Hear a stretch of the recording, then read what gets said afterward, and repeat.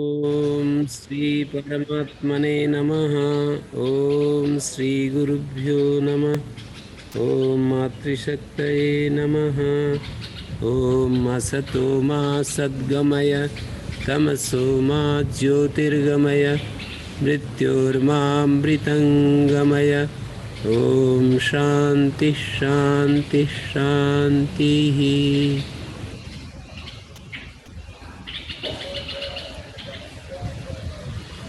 आज से हम साप्ताहिक सत्संग का ये कार्यक्रम 3 बजे से 4 बजे तक करने का मन बनाया है और ऑनलाइन भी बहुत सारे लोग जुड़े हुए हैं, वो भी लाभ उठा सकेंगे और जो लोग यहाँ आ सकेंगे और हमारे ब्रह्मचारी गण उन सबको तो अवश्य लाभ होगा।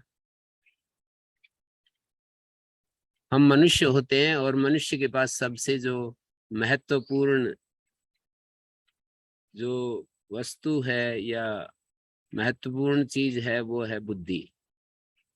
हम मनुष्य हैं और मनुष्यों में और पशुओं में या मनुष्यतर जितनी भी योनियां हैं इस अस्तित्व में, उन सब में कोई भेद देखा जाए कि इनमें क्या भेद है, मनुष्य और मनुष्यतर प्राणियों में भेद क्या है, तो हमें पता लगेगा कि हमें हमारे पास एक विकसित बुद्धि है। बुद्धि का भेद है। मनुष्य और मनुष्यतर प्राणियों में बुद्धि का वैशिष्ट है, बुद्धि विशेष है।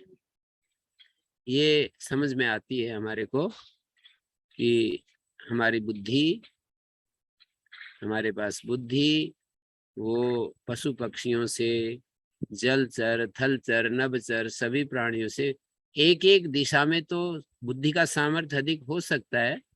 जैसे गिद्ध के पास देखने की सामर्थ्य बहुत ज्यादा है, पर मनुष्य अपनी बुद्धि से कुछ ऐसा यंत्रों का विकास कर लिया कि वो कभी भी नहीं देख सकती।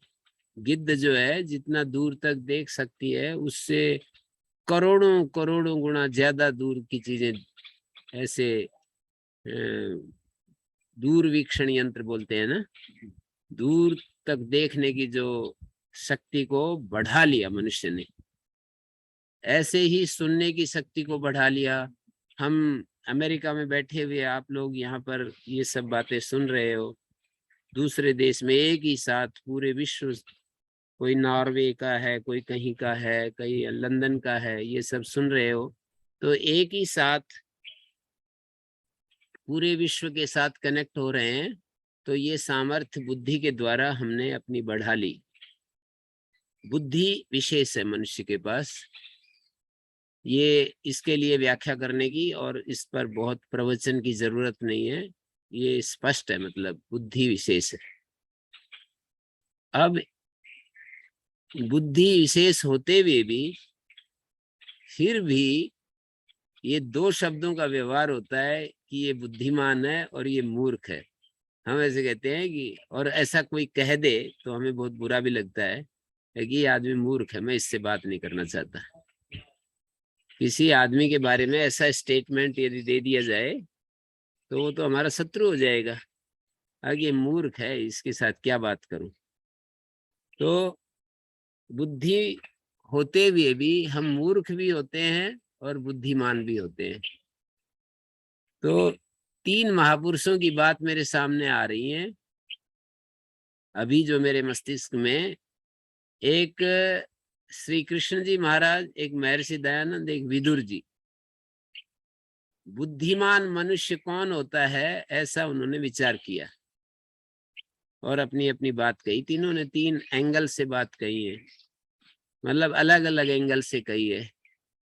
महर्षि दयानंद बुद्धिमान उसको कहते हैं जो अनित्य पदार्थों का नित्य तत्व की खोज करने में उपयोग करता है, उसको बुद्धिमान कहा है। ये जो हमारे शरीर, हमारी इंद्रियां, मन, प्राण और ये बाह्य जगत जिसको हम जड़ कहते हैं, जिसको हम इस संसार को हम बोलते हैं अनित्य कहते हैं, जड़ कहते हैं। तो अनित्य के द्वारा नित्य को खोजने में जो नित्य तत्व, मतलब 2 चीजें तो हमें दिखाई देती हैं। कि एक अनित्य तत्व है, एक नित्य तत्व है। तो अनित्य साधन है और नित्य उसका साध्य है। अनित्य साधनों के द्वारा नित्य को जो खोज लेते हैं वो इस संसार में बुद्धिमान होते हैं। ऐसा महर्षि दयानंद का एक लेख है, कहीं वेद भाष्य में है या कहीं कहीं पर है। किसी विद्वान से मैंने सुना कि महर्षि दयानंद ने ये जो बुद्धिमान मनुष्य की इस तरह से परिभाषा की है कि अनित्य साधनों के द्वारा नित्य को खोज लेना, ये बुद्धिमान का लक्षण है। मानी बुद्धिमान का मतलब मान जो जुड़ा रहता है ना, इसका अर्थ होता है प्रशंसनीय बुद्धि वाला। जैसे मान, कहीं वान, ऐसे दो शब्द प्रयोग किए जाते हैं। जैसे आचार्यवान, इसका मतलब प्रशंसनीय आचार्य है जिसका। और एक होता है मातृमान, प्रशंसनीय माँ वाला। जैसे प्रशंसनीय माता है जिसकी, उसको मातृमान, उस व्यक्ति को मातृमान कहते हैं। प्रशंसनीय माँ है जिसकी, प्रशंसनीय गुरु है जिसका, आचार्य जिसका, आचार्यवान। माता पिता और पितृमान एक शब्द होता है। पितृमान का मतलब प्रशंसनीय पिता है जिसका, प्रशंसा योग्य पिता है जिसका, प्रशंसा योग्य माँ है जिसकी, प्रशंसा योग्य आचार्य है जिसका। धनवान, ये वान जो है कहीं प्रशंसा को कहता है, कहीं आधिक्य को कहता है। ऐसे शब्द विज्ञान ऐसा बताता है हमको। धनवान उसको कहते हैं जिसके पास खूब धन हो। धनवान मानी पर्याप्त धन है जिसका। तो कहीं पर्याप्त अर्थ देता है ये, कहीं वान होता है, कहीं मान होता है। आप ऐसे समझ लो, ये जो प्रत्यय जुड़ता है किसी शब्द के साथ, वो एक एक किसी न किसी अर्थ के बताने के लिए होते हैं। मानी मातृ एक प्रकृति शब्द है, मानी जिससे प्रत्यय जुड़ते हैं उसको प्रकृति कहते हैं। और जो प्रकृति के बाद आकर के बैठता है उसको प्रत्यय कहते हैं। प्रकृति का एक अर्थ होता है, प्रत्यय का एक अर्थ होता है, दोनों मिलकर के किसी एक विशेष अर्थ को कहते हैं। तो मान और वान, इसका मतलब होता है प्रशंसनीय, जिसके साथ वो जुड़ा रहता है। जैसे प्रशंसनीय आचार्य वाला, विद्यावान, प्रशंसनीय विद्या वाला, धनवान, प्रशंसनीय धन या प्रभूत धन वाला, गोमान, जिसके पास बहुत सारी गायें हैं वो गोमान कहलाता है। तो इस तरह से बुद्धिमान शब्द भी से देख सकते हो। बुद्धिमान किसको कहेंगे? प्रशंसनीय बुद्धि वाले को बुद्धिमान कहेंगे। प्रशंसनीय, प्रशंसा के योग्य, उत्तम बुद्धि जिसकी है उसको बुद्धिमान कहेंगे। तो एक विरोधी शब्द, विलोम शब्दों के द्वारा भी हम एक एक शब्द के अर्थ तक पहुंचते हैं। विरोधी शब्द क्या हो गया? बुद्धिमान का विरोधी शब्द मूर्ख हो गया। तो मूर्ख का अपोजिट है बुद्धिमान। मूर्ख का मतलब जिसके पास बुद्धि नहीं है उसको मूर्ख कहते हैं। बुद्धि कुंठित है या जिसकी बुद्धि ठीक काम नहीं करती उसको मूर्ख कहते हैं। जो अपना और दूसरे का भला नहीं देख पा रहा है उसको मूर्ख कहते हैं। अपना और दूसरों का भला नहीं देख पाता है कि मेरा किस काम के करने से मेरा भला होगा, किस काम के करने से मेरी हानि होगी, और जो ऐसा देख सकता है उसको हम बुद्धिमान कहेंगे। तो महर्षि दयानंद ने तो ये परिभाषा कर दी बुद्धिमान की, जो अनित्य पदार्थों से नित्य परमात्मा और अपने स्वरूप को नित्य कहते हैं महर्षि दयानंद। तो उन्होंने ये कह दिया कि जो अनित्य साधनों से नित्य की खोज करने में जुटे हुए हैं या कर लेते हैं उनको बुद्धिमान कहते हैं। तो अब आप समझ गए होंगे कि आप यदि बुद्धिमान होना चाहते हैं तो फिर ये करना पड़ेगा। बुद्धिमान यदि आप होना चाहते हैं तो आपको अनित्य साधनों के द्वारा नित्य तत्व की खोज करनी पड़ेगी। ये इतना ही संतुष्ट, यहाँ तक संतुष्ट नहीं रहना कि मैं हजारों लाखों लोगों से हम अच्छे हैं, ऐसा कह करके हम संतुष्ट हो जाते हैं। जैसे कोई आदमी खाने पीने की गलती नहीं करता, बीड़ी सिगरेट नहीं पीता और वो नहीं करता, कोई मांस मच्छी नहीं खाता तो ऐसे कहता है कि मैं तो, मतलब ऐसे सोच लेता है कि मैं तो बहुत अच्छा हूँ। आकलन अपना हम बहुत ही स्थूल लेवल पर भी कर बैठते हैं। हम देख ही नहीं पाते हैं कि हमारे भीतर कितनी सूक्ष्मता से चीजें व्यवस्थित और अव्यवस्थित रहती हैं, देख नहीं पाते। एक व्यक्ति को मैं जानता हूँ, वर्षों पहले की बात है, बोला जी मेरे में तो बस एक गड़बड़ है, बस बीड़ी बीड़ी पीता हूँ मैं तो, और तो मेरे में कोई बुराई है नहीं। मतलब इतने हल्के में उसने ये बात कह दी, सहजता में कह दी, बड़े आराम से कह दी। कही जी मेरे में तो एक बुराई है, बस बीड़ी बीड़ी पीता हूँ मैं, और तो मेरे में कोई बुराई है नहीं।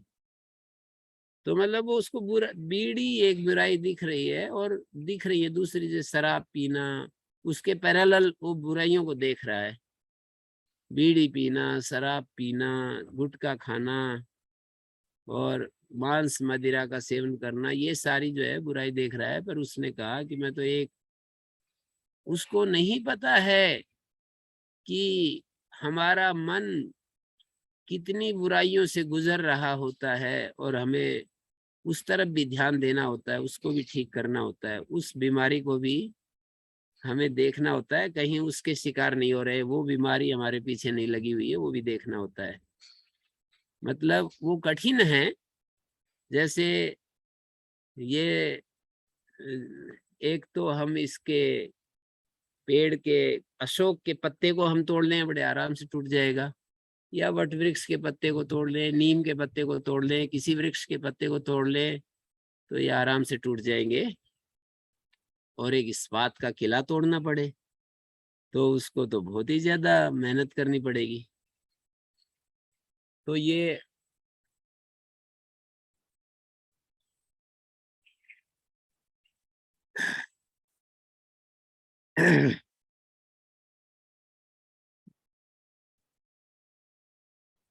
हाँ, तो मैं ये कह रहा था कि जैसे हमारे को ये विवेक पैदा करना होता है कि अपना अवलोकन करना होता है कि मेरे जीवन में कौन से दोष हैं और कहाँ कहाँ मुझे उनको ठीक करना है।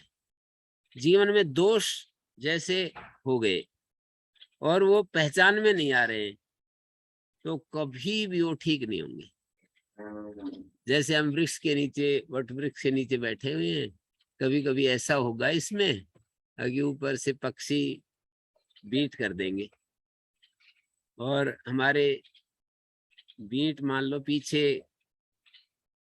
वस्त्र के ऊपर गिर गई, ऐसे वस्त्र हमारा फैला हुआ है और वस्त्र बीट गिर गई और हमें पता नहीं चल रहा है कि बीट गिर गई।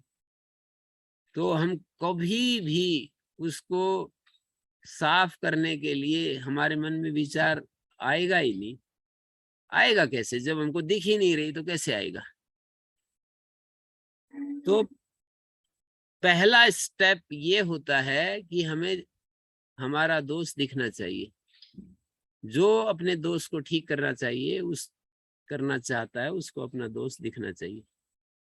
तो देखिए, मैंने बुद्धिमान की बात कही महर्षि दयानंद की। महर्षि दयानंद कह रहे हैं कि अनित्य पदार्थों से नित्य को जो पहचानता है, और इसी संदर्भ में मैंने ये बातें भी जोड़ दी कि भाई जीवन को कभी कभी विधि निषेध में ले जाते हैं हम, और पर्याप्त, ये भी ठीक है, जरूरी है। विधि निषेध का मतलब शास्त्र में कुछ लिस्ट होती है, ये करने के काम है, ये नहीं करने के काम है, ऐसे शास्त्र हमको एक बड़ी सूची देता है कि इन कामों को करना चाहिए, इन कामों को नहीं करना चाहिए।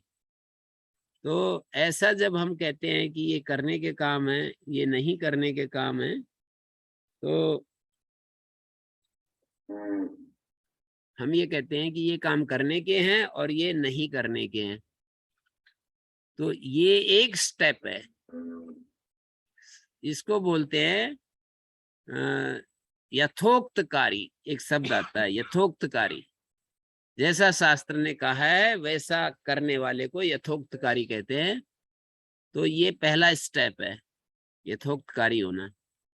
फिर अपनी वृत्तियों को देखना, उन वृत्तियों को रोकना, फिर अपने भीतर विभाग करके देखना, एक चेतन है, एक जड़ है, फिर जड़ को अलग करना, चेतन को अलग करना, फिर उस चेतन को बोध करना। ये महर्षि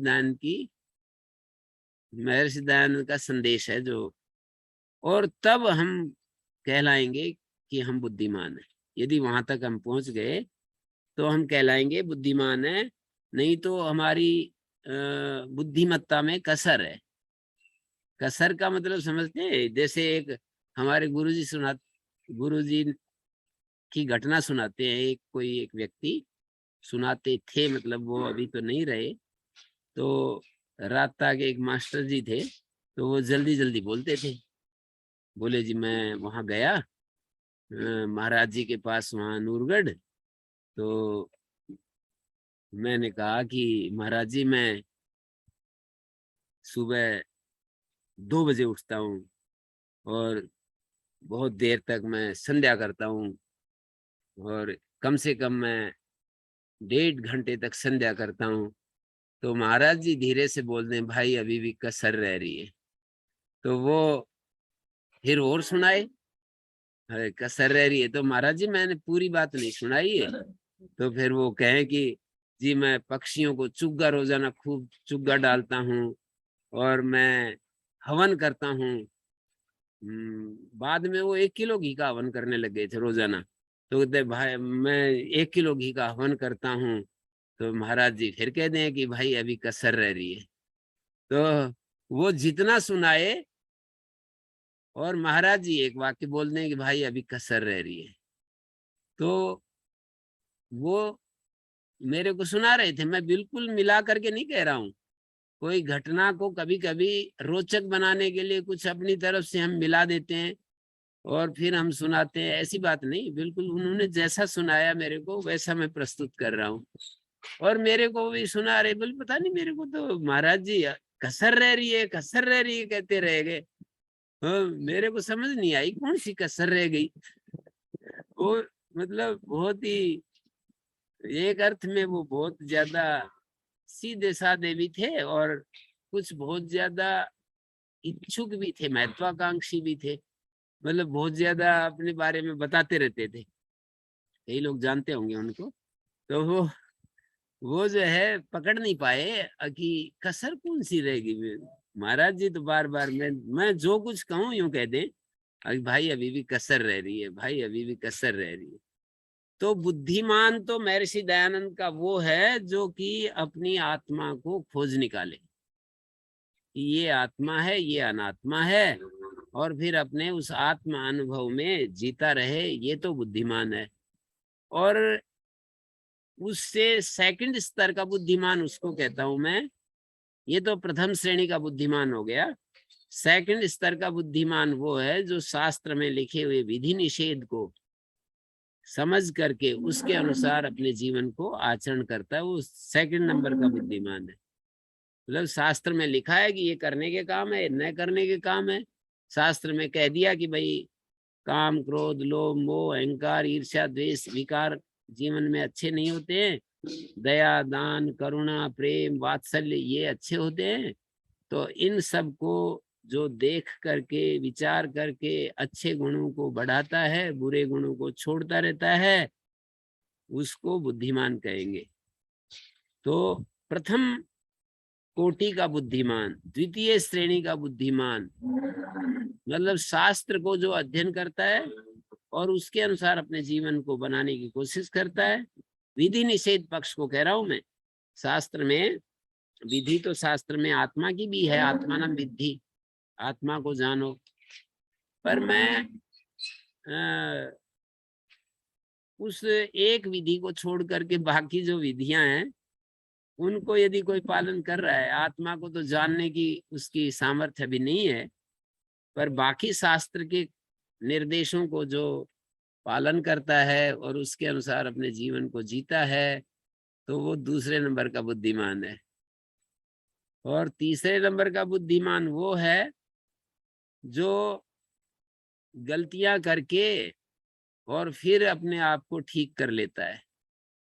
जैसे भूलें होती रहती है, व्यक्ति से भूलें होती रहती है, पर उन भूलों को ठीक करता रहता है, दोहराता नहीं है, रिपीट नहीं करता, वो बुद्धिमान है।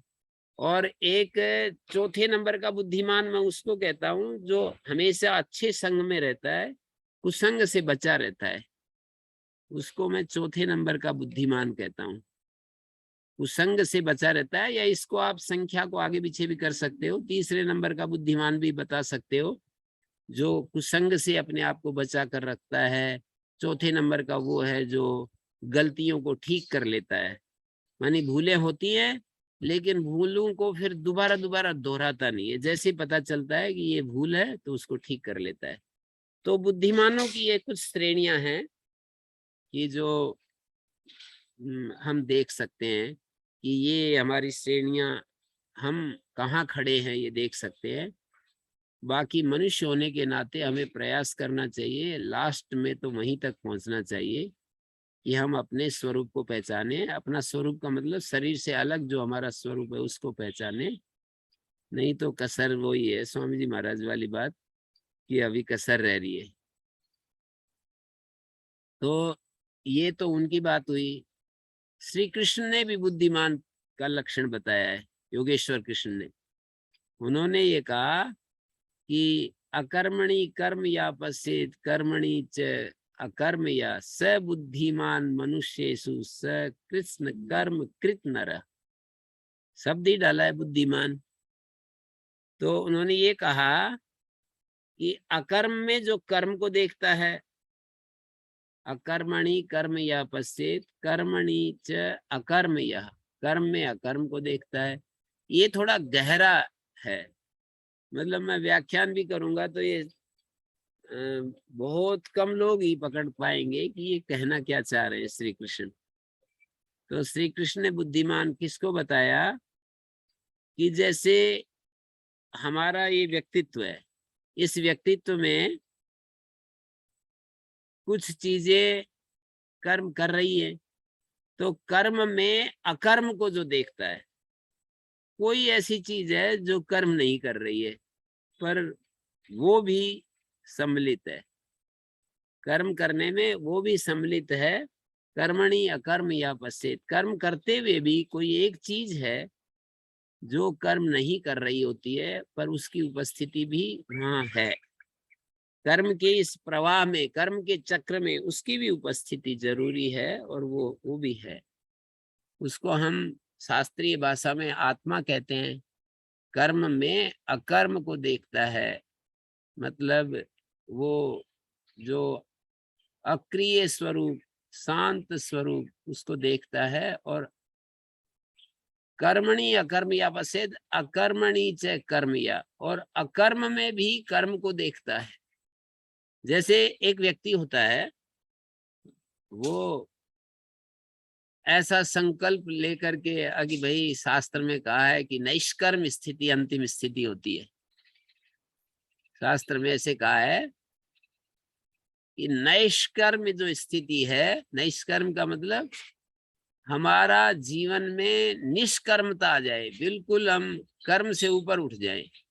तो इसका अर्थ आलसी हो जाए, कर्म छोड़ के बैठ जाए, ऐसे जो उसका तात्पर्य नहीं। ये जो पंक्ति है यही कह रही है, अकर्मणि च कर्म या का मतलब अकर्म में भी कर्म होता रहता है, इस बात को कोई देखे तो सबुद्धिमान। इन दो बातों को जो देख सके, इन दो बातों को जो देख सकता है वो मनुष्यों में बुद्धिमान है, वो संपूर्ण कर्म का करता है, दो बातों को देख सकता है। दो बात कौन सी हुई? एक बात तो यह है कि कर्म करते हुए भी हम अकर्म की स्थिति में रह सकते हैं, ये एक बात है। और कर्म न करते हुए भी हम कर्म कर रहे होते हैं, ये दूसरी बात है।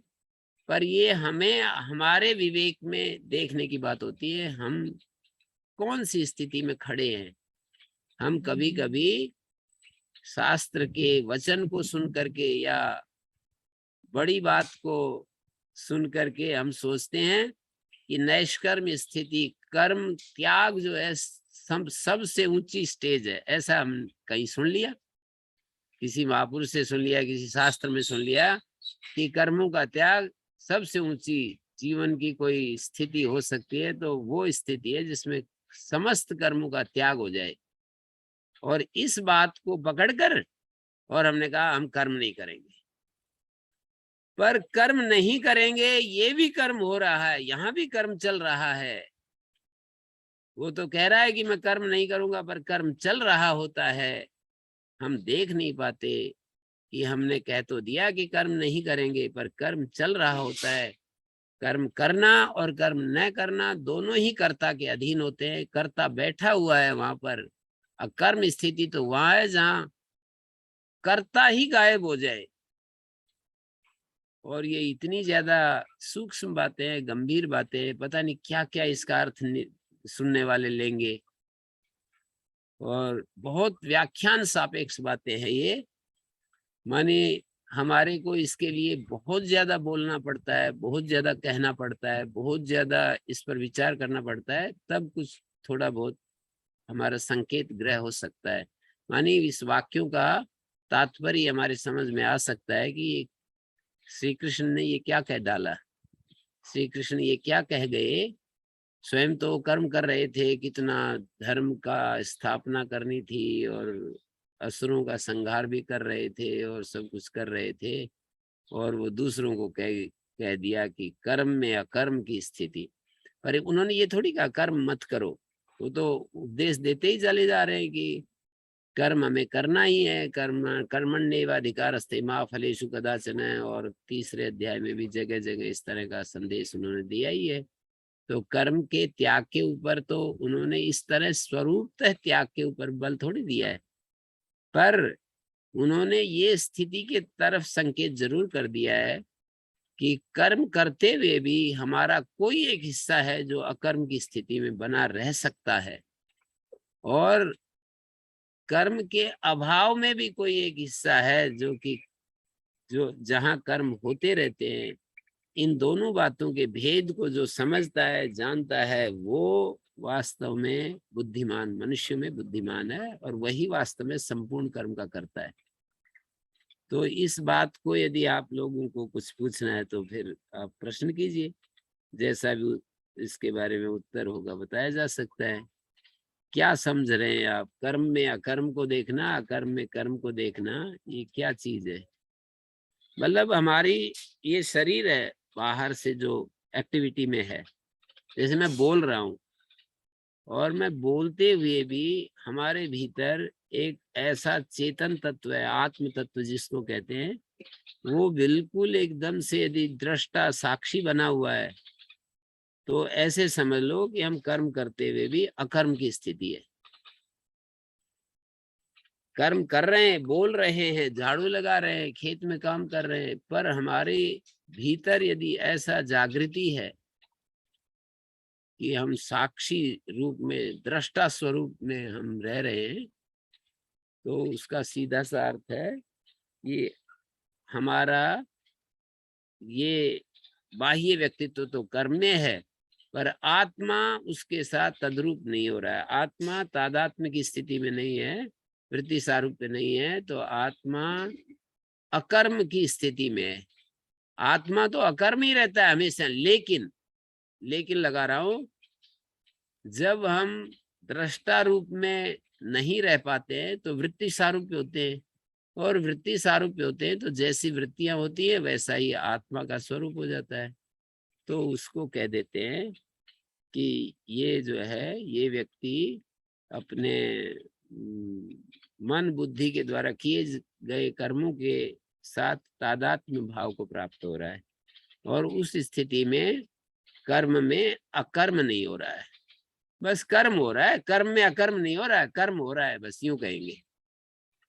यदि हमारा तादात्म्य हो जाता है कर्म करने, मतलब हम कर्म के कर्ता बनकर कर्म कर रहे होते हैं, कर्ता बनकर, तो हम वास्तव में कर्म में अकर्म नहीं होता है।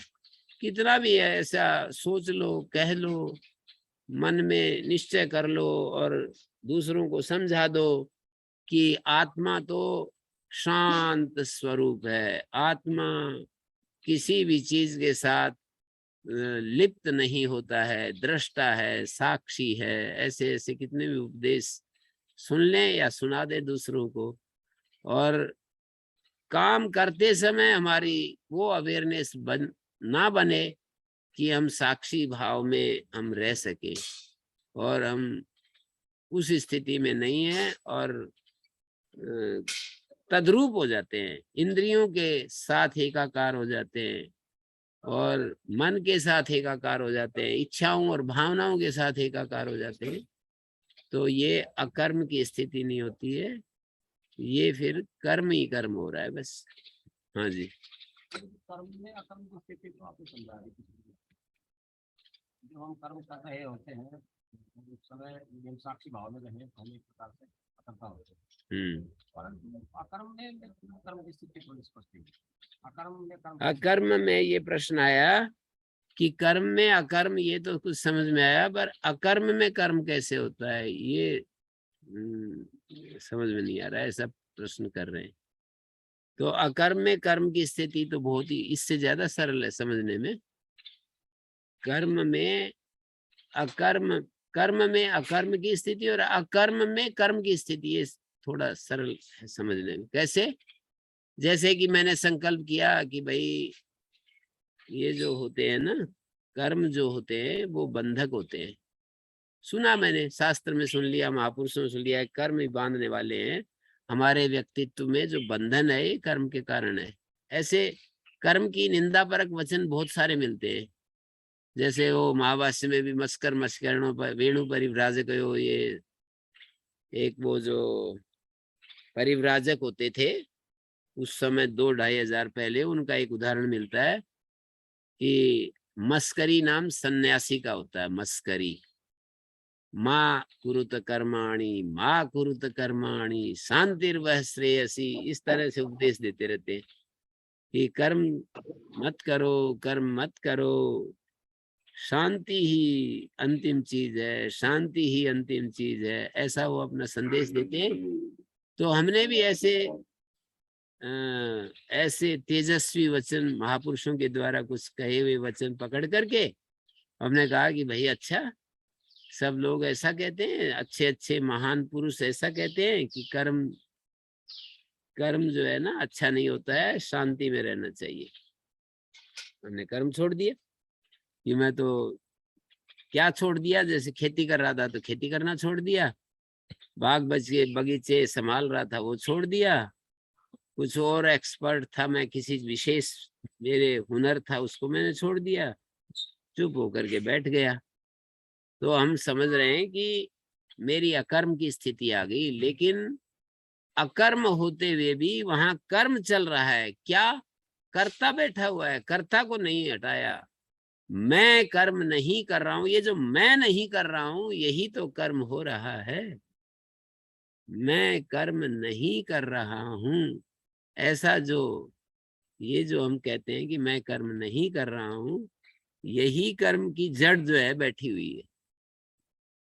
ये जो संकल्प लेकर के जो उसने एक तरफ होकर के ये जो विचार कर रहा है ना, मैं कर्म नहीं कर रहा हूं, मैं नहीं करूंगा, इसलिए नहीं करूंगा, इसलिए नहीं करूंगा कि इससे जो है कर्म बंधक होते हैं, ऐसा विचार करके कर्म बंधक होते हैं, मैं कर्म नहीं करूंगा, कर्म छोड़ दिया, जो कर रहा था उसको छोड़ दिया और नया आरंभ नहीं कर रहा हूं।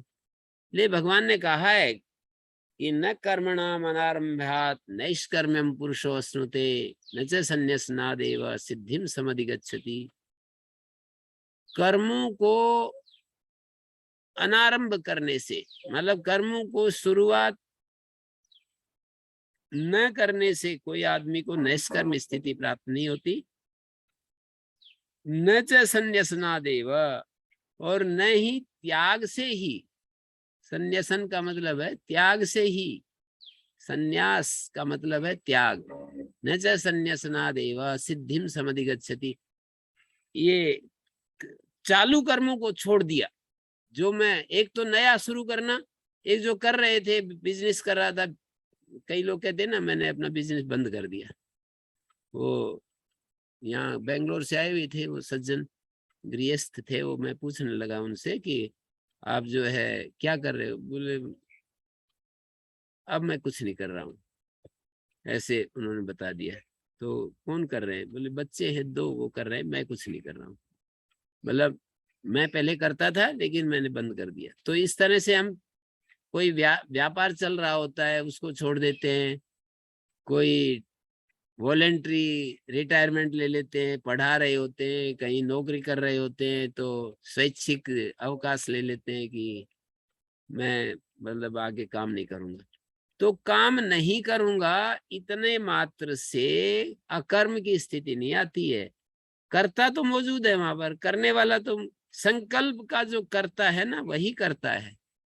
संकल्प का जो करने वाला है वो मौजूद है, तो फिर हमारे कर्म हो ही रहे हैं। अकर्म में भी कर्म चल रहा है, इस बात को हम देख नहीं पाते।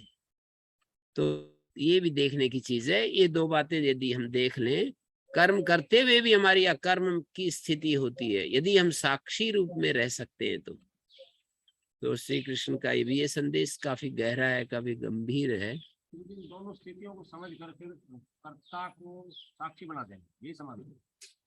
हाँ, कर्ता रूप में ना रहे, साक्षी रूप में आ जाए, तब तो जो है ये दोनों स्थितियां आ जाएंगी।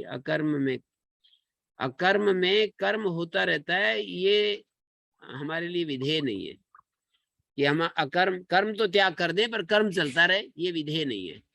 ये विधेय नहीं है कि मतलब ये हमारे लिए इष्ट स्थिति नहीं है, अभीष्ट स्थिति नहीं है कि हमने कर्म का त्याग कर दिया लेकिन कर्ता समाप्त नहीं हुआ।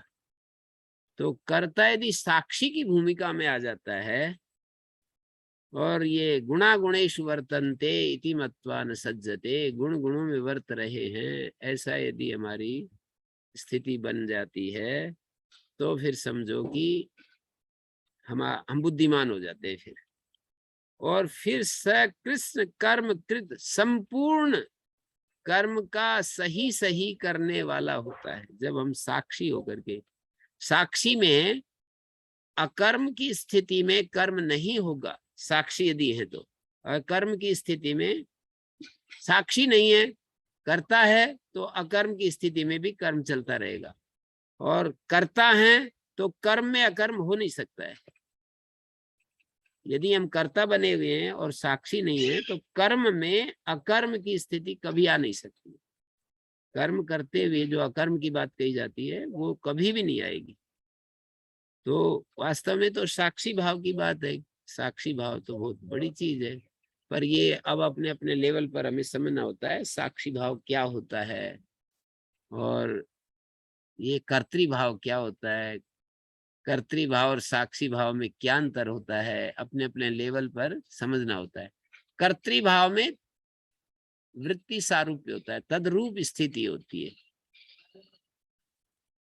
कर्तृभाव में तद्रूप स्थिति होती है और साक्षी भाव में तद्रूप स्थिति नहीं होती है। आत्मा एक तरफ है और सारा हमारा व्यक्तित्व दूसरी तरफ है। साक्षी भाव में केवल हम अंदर से साक्षी होते हैं और हमारी आंखें विषय को देख रही हैं, कान शब्दों को सुन रहे हैं, जिह्वा रस ले रही है और त्वचा को स्पर्श बोध हो रहा है, नासिका को सुगंध दुर्गंध का बोध हो रहा है, लेकिन आत्मा उसके साथ एकाकार नहीं हो रहा है, तद्रूप स्थिति में नहीं है। तो ये स्थिति जो है हमारी अकर्म की स्थिति। हाँ जी शेखर जी, और आपको कोई प्रश्न पूछना है इस बारे में? नहीं गुरुजी, दो बातें स्पष्ट मैंने। है। हाँ जी जी, जी स्पष्ट है गुरुजी। और अभी तो कोई यहाँ तो हाथ नहीं उठाया है गुरुजी, यहाँ किसी ने। जी जी। और आप तीसरा वो विदुर की भी बता रहे थे, विदुर हाँ कैसे? विदुर में तो वो आप लोग ने पढ़ा होगा, आर्य समाज से जुड़े हुए लोग तो सब जानते ही हैं। व्यवहार भानु के प्रारंभ में बहुत सारे श्लोक दिए हैं। आत्मज्ञानम समारंभा तितिक्षा धर्म नित्यता यमर्था नाप कर संति स वही पंडित उच्चते। वहां पंडित का मतलब बुद्धिमान है। जो व्यवहार भानु के प्रारंभ में जो श्लोक दिए महर्षि दयानंद ने, वहां पर सैवई पंडित उच्चते ये जो कहा है बार बार, वो पंडित शब्द का अर्थ बुद्धिमान है, बस इतना समझने की बात है। पंडित का मतलब बुद्धिमान। तो आत्म ज्ञान है जिसको, और कार्य जो आलसी नहीं है, अपना कार्य करता रहता है, जो प्राप्त कर्तव्य है उनको पूरा करता है। आत्म ज्ञानम समारंभ, तितिक्षा सहनशील है, धर्म में ही नित्य वर्तमान रहता है, संसार के प्रलोभन जिसको खींचते नहीं हैं, ऐसा जो व्यक्ति होता है स वही पंडित उच्यते, उसको बुद्धिमान कहते हैं। तो हमें ये सब ऑब्जर्व करने की बात है कि इनमें से कहाँ कहाँ मैं कहाँ कहाँ गलती करता हूँ। निषेवते प्रशस्तानि निंदितानि न सेवते, पहले अध्याय का 16वां श्लोक है। अनास्तिका श्रद्धान एतत् पंडित लक्षणम। पंडित लक्षण का मतलब बुद्धिमान के लक्षण, माने प्रशस्त कर्मों का जो सेवन करता है। निषेवते प्रशस्तानि निंदितानि न सेवते, और जो निंदित कर्मों को छोड़ देता है। माने वही मैंने शुरू में बताया था कि शास्त्र हमको विधि निषेध के रूप में बैठा, कुछ वो कहीं वार्निंग देता है, कहीं प्रमोट करता है, कहीं हमें आश्वासन देता है, उत्साह बढ़ाता है, शाबाशी देता है शास्त्र, लगे रहो, और कहीं कहीं चेतावनी देता है। शास्त्र के दो ही काम है, चेतावनी देना और उत्साह बढ़ाना।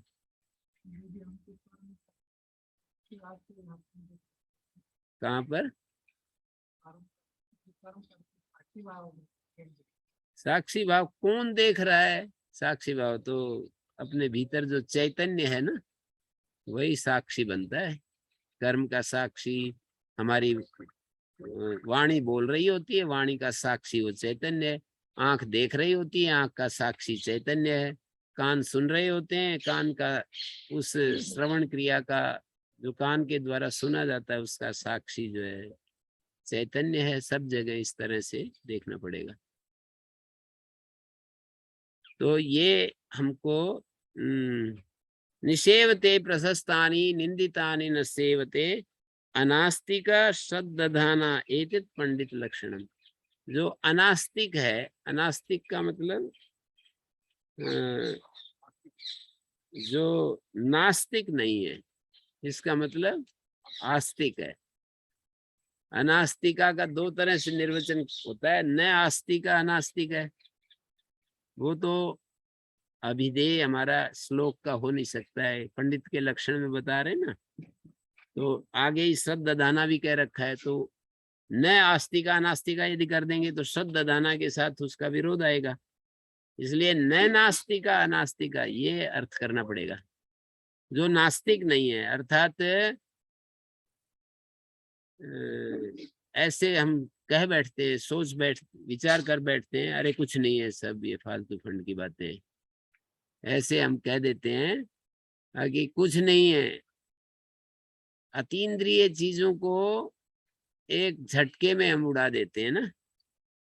मन जो होता है वो 3 कर्म अच्छे करता है, 3 कर्म गलत करता है, ऐसे कहा है।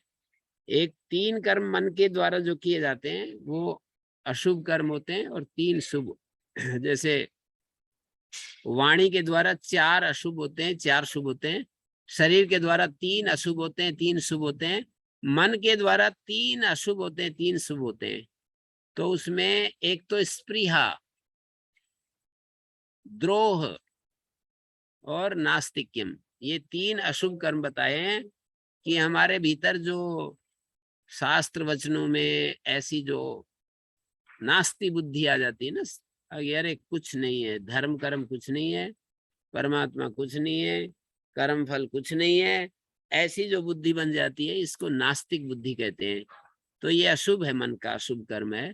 और बहुत ज्यादा इच्छाएं, स्पृहा, बहुत ज्यादा जो हमारे भीतर इच्छाएं पैदा होती रहती हैं, स्पृहा होती है, ये मन का दोष बताया है।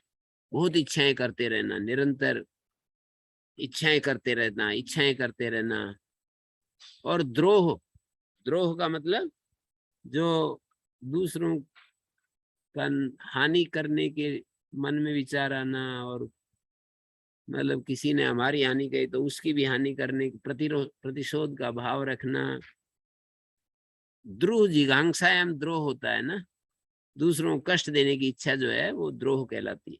और इसमें 3 इनके उल्टा कहा है कि नास्तिक का विपरीत जो है श्रद्धा है, अस्पृहा, स्पृहा का विपरीत अस्पृहा है, और द्रोह का विपरीत दया है।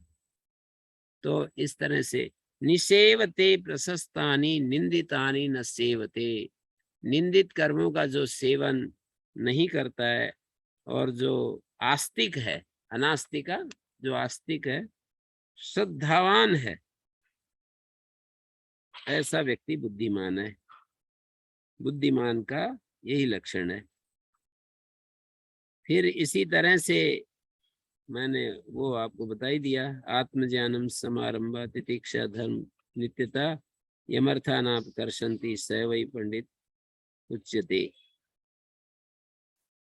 तो ये संक्षेप से मैंने आपको बताया। शास्त्र तो बताते हैं कि भाई शास्त्र क्या कहता है, अयम लोकः नास्ति परा इति मानी पुनर्पुनः वशमापद्यते में।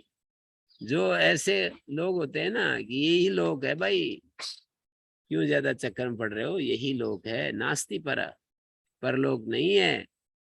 ऐसे व्यक्ति बार बार मेरे, मृत्यु कह रहा है, मृत्यु के मुख से बात कही जा रही है, बार बार मेरे चंगुल में फंसते हैं, बार बार मेरे द्वारा रौंदे जाते हैं, ऐसे कह रहे हैं। और ये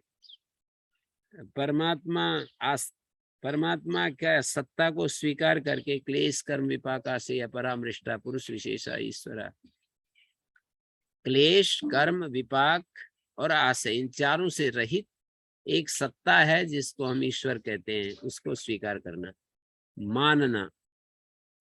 जो चीजें हम मानते हैं उनको जानने के लिए प्रयास करने होते हैं, और जो जानते हैं उनको मानना होता है। उल्टा होता रहता है ना, जो जानते हैं उनको मानते नहीं, जो मानते हैं उनको जानने के लिए प्रयास नहीं करते, बस मानते मानते रहते हैं, जानने के लिए कोशिश नहीं करते। जो जानते हैं, जानने का मतलब शास्त्र से जिनको जानते हैं उनको मानते नहीं अंदर से, तो ये गड़बड़ होती रहती है। तो तस्य वाचका प्रणवा तज्जपस्तदर्थ भावनम, तो उसके लिए ना प्रैक्टिकली उसके लिए ऐसा है, जब आपको किसी को सुनिश्चित समय मिलता है तो जागर सोने के बाद माने प्रातःकाल उठने समय या सोने से पहले वैसा भी किया जा सकता है। कुछ देर हम परमात्मा का जब हम जप करते हैं तो इसमें सहयोग मिलता है, और उसके लिए ना हम ये इसका ओम परमात्मा को सर्वरक्षक के रूप में याद कर सकते हैं, और हम धीरे धीरे ऐसे बोल सकते हैं, तो उससे हमारा जप चलता रहेगा, मन इधर उधर नहीं जाएगा। जैसे यहाँ तो आचार्य शंकर ने जिस शैली से ओंकार को देखा है, वहां का ओंकार जो ये अक्षर है ना, इसके ऊपर परमात्मा को बिठा दो, ओम अक्षर को परमात्मा समझो। जैसे कि हमने ओम अक्षर रख लिया हमने आंख के सामने ब्लैक बोर्ड पर, और उसको परमात्मा ही समझते रहे, ये एक तरीका है। दूसरा है ओम सर्वरक्षक, ओम सर्वरक्षक, अंदर अंदर बोलने की जरूरत नहीं है, ओम सर्वरक्षक, ओम सर्वरक्षक, ये भी एक तरीका है।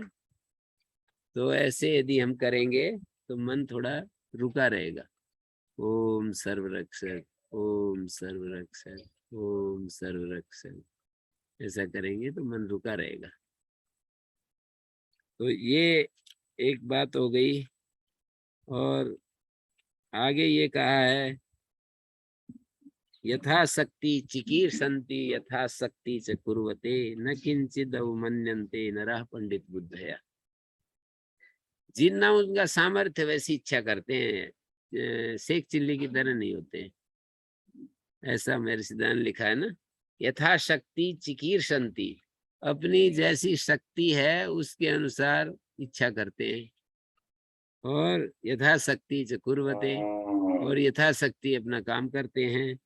न किंचित अवमन्यन्ते, वे किसी भी वस्तु की उपेक्षा नहीं करते, किसी व्यक्ति की उपेक्षा, किसी पदार्थ की उपेक्षा, किसी कर्म की उपेक्षा, ऐसा लापरवाही में जैसे हम व्यक्ति की तो बहुत ज्यादा करते हैं, जिनसे हमें लाभ मिलता है उसके प्रति तो प्रेम भाव रखते हैं, और जिनसे कुछ लाभ वाभ कुछ मिलता नहीं तो उपेक्षा ही होती है फिर तो न किंचित अवमन्यन्ते नरा पंडित, ये बुद्धिमान लोग होते हैं मनुष्य।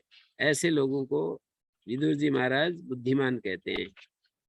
और यथाशक्ति कुर्वते, यथाशक्ति चिकीर्षन्ति, यथाशक्ति च कुर्वते, यथाशक्ति काम करते हैं। उनको मनुष्य क्या बोलते हैं, बुद्धिमान कहते हैं। और ये भी है, न अप्राप्यम अभिवांछन्ति नष्टम नेच्छन्ति शोचितुम आपत्सु च न मुह्यन्ति नरः पंडित बुद्धया। बुद्धिमान लोग कौन होते हैं, तो ये बताया कि जो हमारी शक्ति से बाहर है उसकी इच्छा नहीं करते। न अप्राप्यम अभिवांछन्ति नष्टम नेच्छन्ति शोचितम, और कोई चीज टूट गई फूट गई अपने पहले सावधानी रखो, और फिर भी टूट फूट जाए और कुछ हो जाए, गायें बहुत सारी मरी है इस बार, तो अब उसमें क्या शोक करना, जो चली गई उसमें क्या रोना धोना। नष्टम नेच्छन्ति शोचितुम, अभ्यास करना चाहिए इन सब चीजों का। नष्टम नेच्छन्ति शोचितुम मतलब मेरे एक मित्र बता रहे थे कि जी 15-15 लीटर की 2 गाय मर गई, ये इसकी कमला की जो माँ है ये जो है ये रोने लग गई।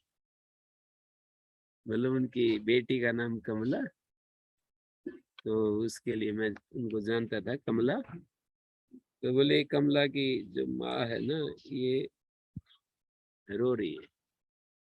तो इस तरह से ये बात, आपत सूचन मुह्यंती, विपत्तियों में मोहित नहीं होते। आपत सूचन मुह्यंती नरा पंडित बुद्धया, विपत्तियां जीवन में आती हैं, सभी के जीवन में आती हैं। कौन है, कभी श्री राम और श्री कृष्ण के जीवन में भी तो आई है, खूब सारी विपत्तियां ही आई है, कितना ज्यादा विपत्तियां आई है, तो साधारण आदमी के भी आएंगी ना। तो आपत सूचन मुह्यंती नरा पंडित बुद्धया, ऐसे लोग बुद्धिमान होते हैं। और ये भी है, निश्चित यह प्रक्रमते नांतर्वसति कर्मणा अबंध्य कालो वश्यात्मा सवै पंडित उच्यते। जो निश्चय करके और पराक्रम अपना शुरू कर देता है, किसी कार्य को आरंभ करता है और कार्य के नांतर्वस्ती कर्मणा, कार्य के बीच में उसको छोड़ता नहीं है। प्रारभ्यते न खलु विघ्न बहेन नीचै प्रारभ्य विघ्न विहता विरमन्ति मध्य विघ्नै पुनः पुनरपि प्रतिहन्यमाना प्रारभ्य चोत्तम जनान परित्यजन्ति। तो नांतर्वस्ती कर्मणा, कर्म का बीच में त्याग नहीं करता है। अवंध्य कालो वश्यात्मा, और अपने समय का हमेशा सदुपयोग करता है। वंध्य काल, वंध्य है व्यर्थ है, व्यर्थ कर रहा है, व्यर्थ हो गया है काल जिसका, ऐसा नहीं। वश्यात्मा, और अपने इंद्रियों को, अपने मन बुद्धि आदि को हमेशा अपने वश में रहता है, ऐसे व्यक्ति को बुद्धिमान कहते हैं। तो बहुत सारे लक्षण बता दिए इन्होंने तो, और सब उसमें दे ही रखे हैं। आप लोगों को ज्यादा जिनको रुचि है वो वहां देख सकते हैं, विदुर नीति में भी देख सकते हैं, हैं व्यवहार वानों में भी दे रखे हैं। वहां पर बस कौन पंडित है, आप पंडित की जगह बुद्धिमान समझ लो, बस इतनी सी बात देखनी है कि बुद्धिमान कौन हो है। तो ये सारे श्लोक जो मैंने बोले हैं वहां पर भी मिलते हैं, एक आधा नहीं है तो विदुर नीति भी देख सकते हो आप, पहले अध्याय में ही ये सारे लक्षण हैं। तो 3 महापुरुषों, 3 देवताओं के विचार हमने रखे। योगेश्वर कृष्ण का बुद्धिमान कौन है, महर्षि दयानंद का बुद्धिमान कौन है, और विदुर जी महाराज ने भी कहा है बुद्धिमान कौन है। इन्हीं बातों के साथ हम विराम देंगे। किसी का कोई प्रश्न है तो पूछ ओम सकते गुरु हैं। जी, मीरा जी का और अपने I think, आचार्य रामदयाल जी का हाँ प्रश्न है। माता जी। जी जी मीरा जी। गुरुदेव माता जी। इनका है, इनका है हाँ जी। गुरुदेव। गुरुदेव प्रणाम। गुरुदेव आप अभी जब बोल रहे थे तो जो मन के जो 3 दोष बता रहे थे उसमें एक दोष बता रहे थे आप इच्छा न करना, इच्छा जी। करना दोष है, लेकिन जब इच्छा नहीं करेगा मनुष्य तो फिर वो किसी काम को मतलब कैसे, इच्छा ही तो होती है पहले किसी काम को करने की, अच्छा काम करे या बुरा करे तभी तो वो बढ़ता है आगे। तो ये हाँ थोड़ा वो तो क्लियर सब नहीं हुआ। ठीक है। यहाँ पर जो अभी भी आया ना, ये विदुर जी महाराज का हम पढ़ रहे थे, तो उसमें भी ये आया था, न अप्राप्यम अभिवांछन्ति, ये एक शब्द आया कि जो अप्राप्य चीजें हैं उनकी इच्छा करते रहते हैं। और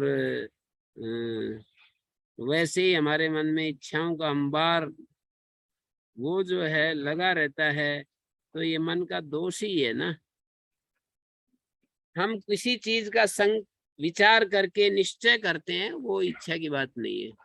निश्चित यह प्रक्रमते, यहाँ तो आया ही है, ये निश्चय करते हैं और निश्चय करके उसमें लगते हैं, तो ये तो ठीक ही है। लेकिन हम ऐसे ही हमारे मन में इच्छाएं आती रहती है, दुखी होते रहते हैं, कभी कुछ करते हैं, कभी कुछ शुरू करते हैं, उसको छोड़ते हैं, दूसरा करते हैं।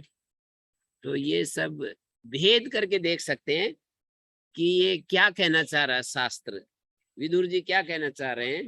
नहीं, वो न्याय दर्शन में क्या कहा है उन्होंने, न्याय दर्शन में कहा है ना कि जो स्प्रिया है, स्प्रिया का मतलब है कि तुलनात्मक रूप से दूसरों को देखा देखी हमारे अंदर भी कितनी सारी चीजें उत्पन्न होती रहती है ना, उसका नाम स्प्रिया है। ऐसे आप समझ सकते हैं, आपको इससे समाधान हो जाएगा। तुलनात्मक रूप से दूसरों को देख देख करके अपनी आवश्यकता का, हमारे जीवन विद्या वाले श्याम जी कहते रहते हैं कि वही अपना हम वो नहीं देखते, सामर्थ्य नहीं देखते, अपना वो नहीं देखते कि हमारी क्या जरूरतें, अपनी जरूरतों को बिना पहचाने और दूसरों की देखा देखी हमारे भीतर बहुत सारी इच्छाओं का अंबार लगा रहता है, और वो मन का दोष है। तो यदि हम इसको पहचानेंगे कि मेरी क्या आवश्यकताएं, ना कि दूसरों के आधार पर हम अपनी आवश्यकताएं सुनिश्चित करते हैं कि उसके पास इतना बड़ा घर है, मेरे पास भी होना चाहिए, उसके पास इतनी बड़ी गाड़ी है तो मेरे पास भी होनी चाहिए, उसके पास तो इतना, मेरे पास तो कुछ भी नहीं है, देखो उनके पास कितना है। तो ये सब इच्छा के अंतर्गत, स्पृहा के अंतर्गत आता है, तो इसको हमें नहीं करना है। अब मेरे ख्याल में स्पष्ट हो गया होगा आपको। जी गुरुदेव, इस पर जी जी आचार्य जी, जी आपका हाथ खड़ा है, आप अनम्यूट कर लें। ओम। ओम। जी जी गुरु जी नमस्ते। हाँ नमो नमः। जी जी गुरु जी, ये जो गीता का जो आपने अभी श्लोक पढ़ा था जी, हाँ जी। तो उसमें अकर्म और कर्म की चर्चा भी हुई थी कि कर्म में अकर्म को देखना है और अकर्म में कर्म को। जी अकर्म में कर्म उसमें को देखना नहीं, ये जी कहा कि अकर्म में जो कर्म को देखते हैं, ये हमें दिखना चाहिए कि अकर्म की स्थिति में भी कर्म तो कहीं नहीं चल रहा है। ये देखना इस रूप में, देखना इस रूप में कि अकर्म, हमने तो कर्म अपने आप को ये कह दिया कि मैं कर्म नहीं कर रहा हूँ, और फिर भी कर्म जी। चल रहे हैं, तो ये तो फिर गड़बड़ हो गई। हाँ, देखना मतलब समझना है, मेरा अभिप्राय कि उसको समझना, अकर्म में कर्म को समझना और कर्म में अकर्म को समझना, यानी साक्षी भाव, जिसको आप साक्षी भाव की जो बात आप कह रहे थे कि साक्षी जी। भाव से जब हम केवल देखते हैं तो अकर्म की स्थिति है जी। और हाँ जब हम तादात्म्य भाव में रहते हैं तो वो कर्म की स्थिति है। हाँ, वो कर्ता बन जाते हैं हम, और जी तो जी कर्ता बन करके और फिर हम भोक्ता भी बन जाते हैं, सुख दुख के भोक्ता भी होते हैं। जी तो मैं ये कह रहा था जी कि ये अकर्मणी शब्द जो है इसकी व्याख्या अविद्यमान कर्म है अथवा कर्म का अभाव है। अकर्मणी शब्द का जो अर्थ करेंगे, अविद्यमान कर्म और कर्म का भाव तो एक ही हो गया।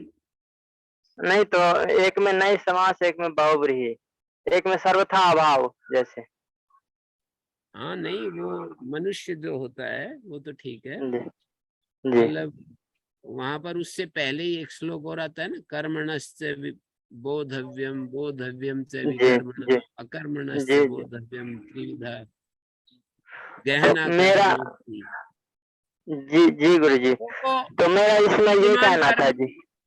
अविद्यमान कर्म, हम ऐसा, मैंने काफी इस बारे में कहा कि हम कभी कभी ना ऐसे अच्छे अच्छे वचन सुन करके हम ऐसा निश्चय कर लेते हैं, निर्णय ले लेते हैं कि कर्म जी नहीं करने चाहिए, कर्म का बाह्य रूप से त्याग कर देते हैं, लेकिन जी संकल्प तो वो मौजूद ही है, कर्ता तो जी मौजूद ही है। तो तो ये स्थिति हमारी नहीं बन पाती, जो जी मुझे संदेश इसमें का इतना कहना था जी गुरु जी, मुझे इसमें इतना कहना था कि ये जो अकर्मणी है इस शब्द का निष्काम परक अर्थ ले तो क्या दोष आएगा? निष्काम नहीं कर्म। नहीं नहीं, वैसा अकर्म में, निष्काम कर्म में कर्म हो रहे हैं ऐसा।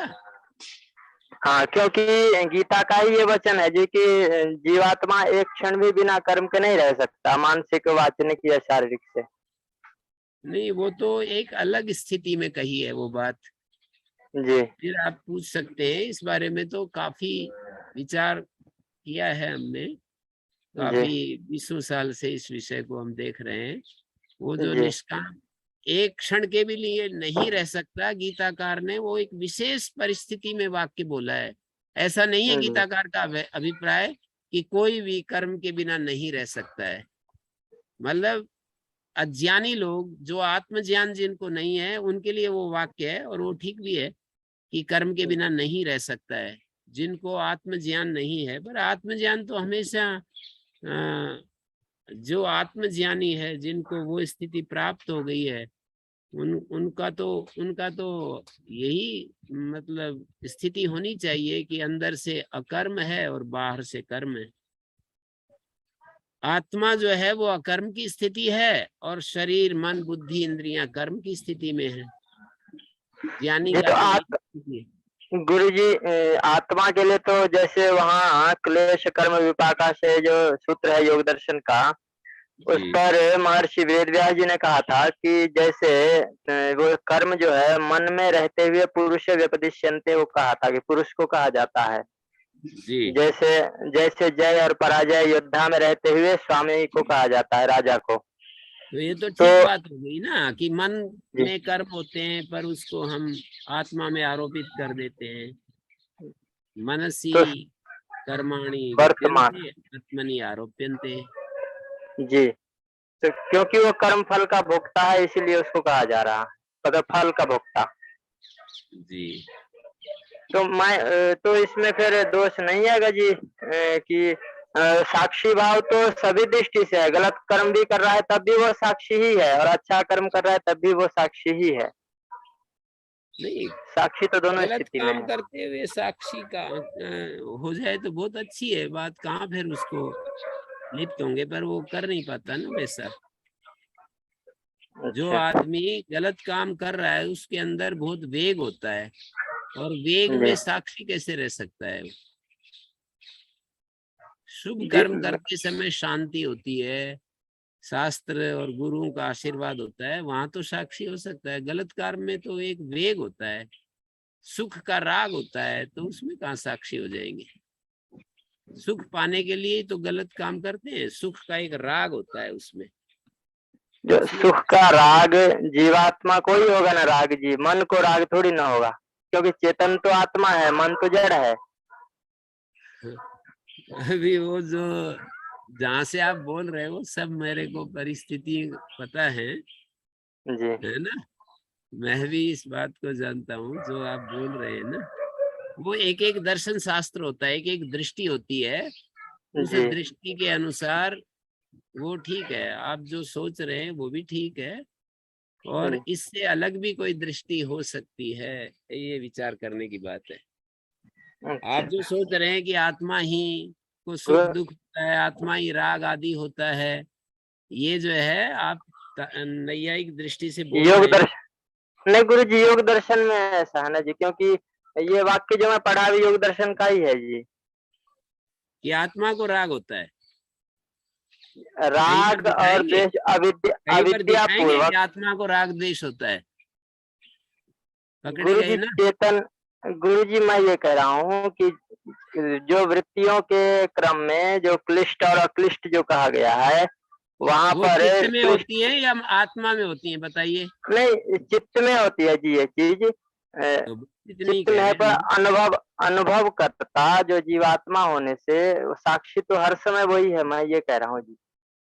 चित्त में होते हुए भी दृष्टा साक्षी भाव तो उन्हीं का होगा ना जी।